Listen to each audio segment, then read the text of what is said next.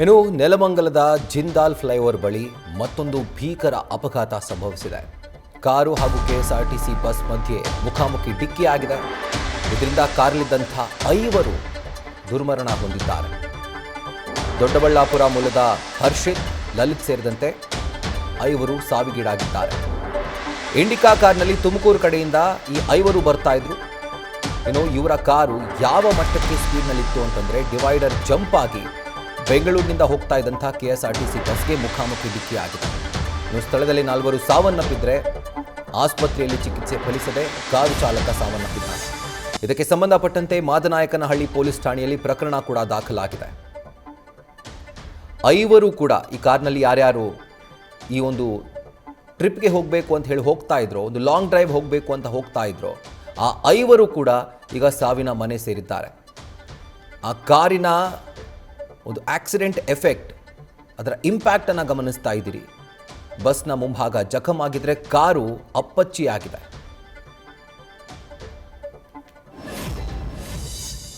ಅಂದರೆ ಫ್ರೆಂಡಿಗೆ ಫೋನ್ ಮಾಡಿದ್ದಾರೆ. ಅವ್ರ ಫ್ರೆಂಡು ಇವ್ರ ಅಮ್ಮಗೆ ಮಾಡಿದ್ದಾರೆ. ಅಮ್ಮಗೆ ಮಾಡಿ ಇವ್ರು ನನಗೆ ಮಾಡಿದರು. 12 ಕಾಲಲ್ಲಿ ಮಾಡಿದ್ರು.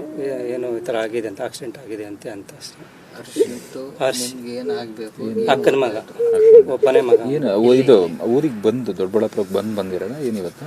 ಯಾರು ಅವರು ಹರ್ಷಿತ್? ಇಲ್ಲ, ದೊಡ್ಡಬಳ್ಳಾಪುರದಲ್ಲೇ ಇರೋದು ಅವರು. ಇಲ್ಲಿಗೆ ಯಾಕೆ ಬಂದರು ಅದು ಗೊತ್ತಿಲ್ಲ. ಫ್ರೆಂಡ್ ಇದ್ರು ಗೌಡ ಅವ್ರ ಮನೆಗೆ ಹೋಗಿ ಬರ್ತೀನಿ ಅಂತ ಹೇಳ್ಬಿಟ್ಟು ಹೋಗಿದ್ದಾರೆ ಅಷ್ಟೇ. ಮತ್ತೆ ಹೋಗ್ಬೇಕಾದ್ರೆ ಎಷ್ಟು ಗಂಟೆ ಒಂದು 8:30, 8:45 ಹೋದ್ರು. ಪೊಲೀಸರು ಎಷ್ಟೊತ್ತಿಗೆ ಮಾಡಿದ್ರು ನಿಮ್ಗೆ ಫೋನ್? ಎಷ್ಟೊತ್ತಿಗೆ ಮಾಡಬೇಕು?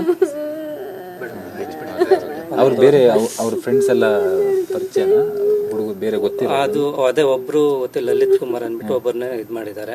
ಬೇರೆ ಯಾರು ನನಗೂ ಗೊತ್ತಿಲ್ಲ. ಓದ್ತಾ ಇದ್ರ ಅವರು ಸ್ಟೂಡೆಂಟ್ಸ್ ಓದ್ತಿದ್ದಾರೆ ಅಂತ. ಏನ್ ಓದ್ತಾ ಇದ್ರ ಸರ್? ಅಮ್ಮ ಏನು ಓದ್ತಾ ಇದ್ದಿದ್ದು ಅವರು? ಏನು ಓದ್ತಾ ಇದ್ದೀವಿ? ಡಿಗ್ರಿ ಮಾಡ್ತಾ ಇದ್ದಾರೆ.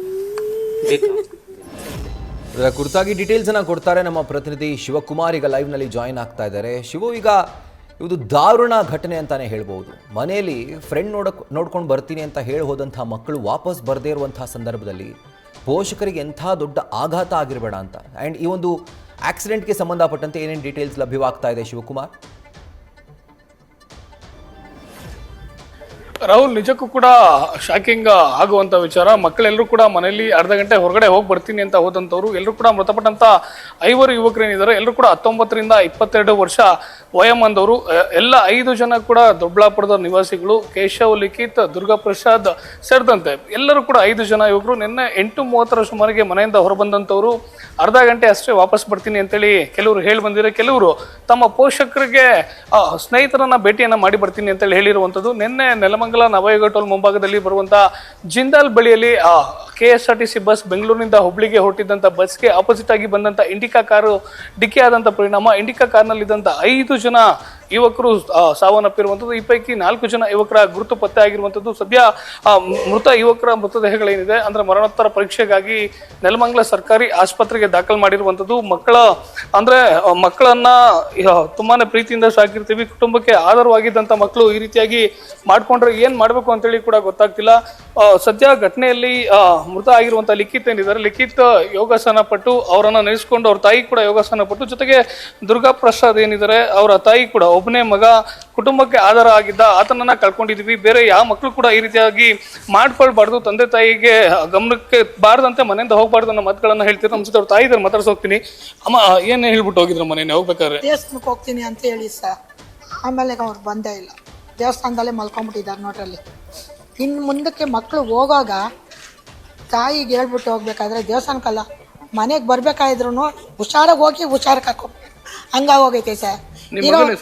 ದುರ್ಗಾ ಪ್ರಸಾದ್ ಸರ್, ಒಬ್ನೇ ಮಗ ಸರ್. ಅದೊಂದೇ ಇದ್ದಿದ್ದು ನಮ್ಗೆ ಆಧಾರ ಕಂಬ, ಅದೇ ಬಿದ್ದೋಗೈತೆ. ನಾವೇನು ಮಾಡಬೇಕು ಗೊತ್ತಾಗ್ತಾ ಇಲ್ಲ ಸರ್. ಇನ್ನೇನು ಹೇಳೋಕ್ಕಾಗಲ್ಲ. ಲಿಖಿತ್ ಅವ್ರ ತಾಯಿ ಕೂಡ ಯೋಗಾಸ ಟೀಚರ್ ಅಂತೇಳಿ ಹೇಳ್ತಿದ್ರು. ಅವ್ರ ತಂದೆ ಪವರ್ ಲೂಮ್ಸ್ ಕೆಲಸವನ್ನ ಮಾಡ್ತಿದ್ರು. ಲಲಿತ್ ಅವರ ತಾಯಿ ತಂದೆ ಪವರ್ ಲೂಮ್ಸ್ ಕೆಲಸವನ್ನ ಅಂದ್ರೆ ನೇಕಾರಿಕೆಯನ್ನೇ ಜೀವನವನ್ನ ಮಾಡ್ಕೊಂಡು ಕೆಲಸವನ್ನ ಮಾಡ್ತಿದ್ದಂಥ ಕುಟುಂಬ. ಅವರ ತಾಯಿ ಕೂಡ ಇದ್ದಾರೆ, ಅವ್ರು ಕೂಡ ಹೇಳ್ತಿದ್ರು. ಅಮ್ಮ ನಿಮ್ಮ ಹತ್ರ ಹೇಳ್ಬಿಟ್ಟು ಹೋಗಿದ್ರಮ್ಮ ಕಡೆದಾಗಿ? ಸರ್ ಅವರು ಅದನ್ನೇ ಹೇಳಿದ್ದು, ದೇವಸ್ಥಾನಕ್ಕೆ ಹೋಗ್ತೀವಿ ಲೇಟಾಗಿ ಬರ್ತೀವಿ ಅಂತಂದರು. ಬೆಳಗ್ಗೆ ಹೇಳ್ಬಿಟ್ಟು ಟಿಫನ್ ಮಾಡ್ಕೊಂಡು ಹೋಗಿದ್ದ. ಮಧ್ಯಾಹ್ನ ಸಂಜೆವರೆಗೂ ಊರಾಗೆ ಇದ್ದರು. ಮಧ್ಯಾಹ್ನ ಮೇಲೆ ಹೋಗಿರೋದು ಅವರು. ಬೆಳಗ್ಗೆ ಹೋಗೋಗಿ ಹೇಳಿದ್ದ, ದೇವಸ್ಥಾನಕ್ಕೆ ಹೋಗ್ತೀನಿ, ಲೇಟ್ ಆಗುತ್ತಮ್ಮ ಬರೋದು ಅಂತ ಹೇಳ್ಬಿಟ್ಟು ಹೋಗಿದ್ದ ಅಷ್ಟೇ ಸರ್. ಇನ್ನೇನು 5 ಜನ ಫ್ರೆಂಡ್ಸು ಒಂದೇ ಊರಿನವರ ಪರಿಚಯ ಹೇಳಿದ್ರಮ್ಮ ನಿಮ್ಗೇನಾದ್ರು? ಇಲ್ಲ ಏನು ಫ್ರೆಂಡ್ಗಳು ಅಂದರೆ ಸಾಮಾನ್ಯವಾಗಿ ಅವ್ರ ಮಕ್ಕಳು ಇವರು ಅವರೇ ಹೋಗೋದು, ಯಾವಾಗಲೂ ಅವ್ರ ಜೊತೆನೇ ಹೋಗಿರ್ತಾರೆ ಅಂದ್ಕೊಂಡ್ವಿ. ಅಂದರೆ ಇಂತಿಂಥವ್ರ ಜೊತೆನೇ ಅಂತ ಏನೂ ಹೇಳಿಲ್ಲ. ಫ್ರೆಂಡ್ಗಳು ಹೋಗ್ತೀವಿ ಅಂತ ಹೇಳಿದ ಅಷ್ಟೇ, ಇನ್ನೇನು ಹೇಳಿರಲಿಲ್ಲ. ಅಮ್ಮ ಯೋಗಾಸನ ಪಟ್ಟು ಅಂತ ಗೊತ್ತಾಯ್ತು ನಿಮ್ಮ ಮಗ ಲಲಿತ್. ಅದೇನಾದರೂ ಭವಿಷ್ಯದ ಬಗ್ಗೆ ಏನಾದರೂ ಕನ್ಸ್ಕೊಂಡಿದ್ನಮ್ಮ ನಿಮ್ಮ ಹತ್ರ ಹೇಳ್ಕೊಂಡಿದ್ನ ಮುಂದೆ ಇದು ಮಾಡಬೇಕು ಅಂತೇಳಿ? ಸಲ ಅವ್ನು ಆ್ಯಕ್ಚುಲಿ ಯೋಗ ಟೀಚರ್ ಆಗಬೇಕಾಗಿತ್ತು. ಒಳ್ಳೊಳ್ಳೆ ಆಫರ್ಸ್ ಎಲ್ಲ ಇತ್ತು. ಅಂದರೆ ಅವ್ನಿಗೇನಂತ ಇದಿರಲಿಲ್ಲ, ಇಂಟ್ರೆಸ್ಟ್ ಇರಲಿಲ್ಲ. ಅದಕ್ಕೆ ಅವ್ನಿಗೆ ಸ್ವಲ್ಪ ಬಿಸ್ನೆಸ್ ಕಡೆ ಗಮನ. ಅದರಿಂದ ಪಾರ್ಟ್ನರಾಗಿ CC ಕ್ಯಾಮ್ರಾ ಅದು ವರ್ಕ್ ಮಾಡೋದು ಮತ್ತು ಬಿಲ್ಡಿಂಗ್ ಕಾಂಟ್ರಾಕ್ಟ್ಗಳು ಇದು ಮಾಡೋದ್ರಲ್ಲಿ ಇಂಡೋರ್ ಡೆಕೋರೇಷನ್ಸ್ ಅದೆಲ್ಲ ಏನೇನೋ ಮಾಡಿಸ್ತಾ ಇದ್ರು. ಎಲ್ಲ ಫ್ರೆಂಡ್ಗಳು ಅವರೆಲ್ಲ ಸೇರಿ ಎಲ್ಲ ಮಾಡೋರು. ಇದಿಷ್ಟು ಸದ್ಯ ಪೋಷಕರು ಹೇಳ್ತಿರುವಂಥ ಮಾತು. ಇನ್ನು ಕೆಲವೇ ಕ್ಷಣಗಳಲ್ಲಿ ಆ ಮೃತ ಯುವಕರ ಮರಣೋತ್ತರ ಪರೀಕ್ಷೆ ಆದಂಥ ನಂತರದಲ್ಲಿ ಆ ಮೃತದೇಹಗಳನ್ನು ಕುಟುಂಬಸ್ಥರಿಗೆ ಹಸ್ತಾಂತರ ಮಾಡಲಿಕ್ಕೆ ಸದ್ಯ ಸಿದ್ಧತೆಗಳನ್ನು ಮಾಡ್ಕೊಂಡಿರುವಂಥದ್ದು. Rahul. Right Shivakumar, thank you ಡೀಟೇಲ್ಸ್ಗೆ. ನ್ಯೂಸ್ ಫಸ್ಟ್ ನಿರ್ಭೀತಿಯಿಂದ ನಿಮ್ಮ ಪರವಾಗಿ.